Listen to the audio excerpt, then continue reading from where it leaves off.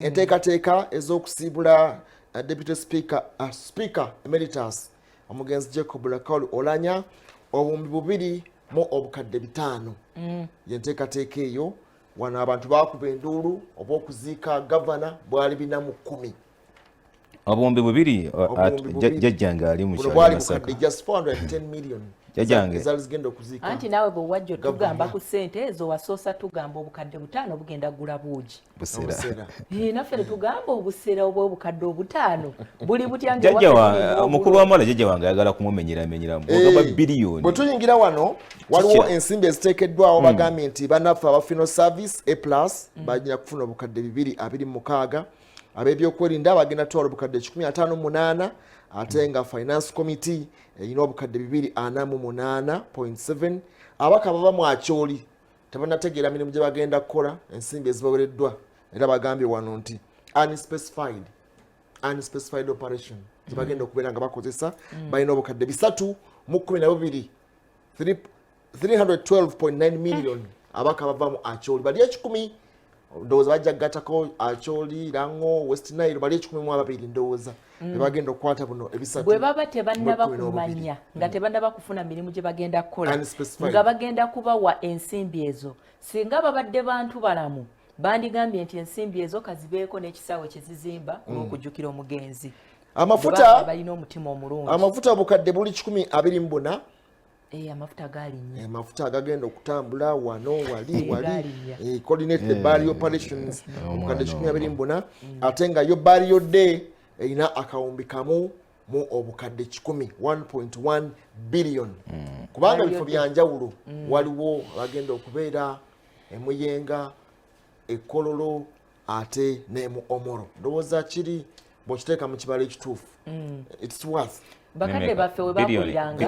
billion 2 mu obukadde 5 bakadde baffe we bakuliranga balinganga batya n'okukwata ku nsimbi ez'omufu naddala ez'amabugo nga bagamba mbuzi kuba ebisiraanye ebintu ebyo bikyakola ebiro bino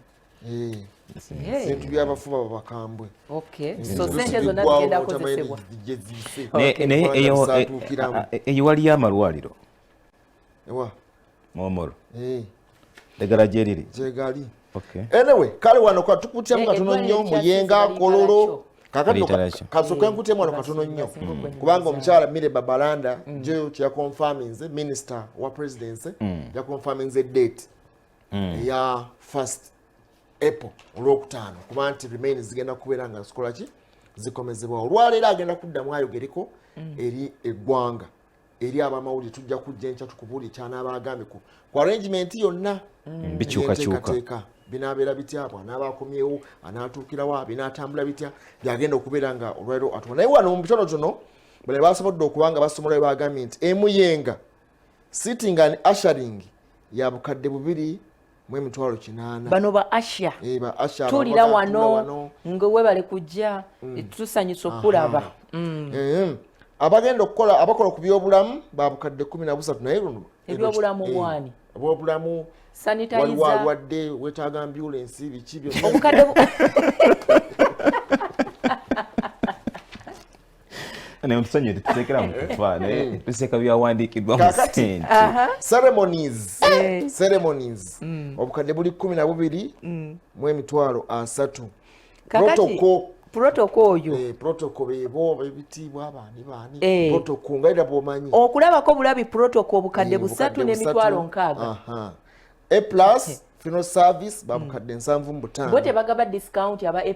nga government ebawadde bwandi badde 10 bagambye 7.5 kakati tunula A+ egenda kukola mu bifo byonna kakati wano emuyenga A+ erina obukadde 7.5 ekololo A+ erina obukadde 15 okiwulidde kakati ndowooza bw'ogattagattamu awo ndowooza ejja kukoma kololo 15 bakole airlifting batwale andi genda kukozesa amafuta kati awo genda mu omoro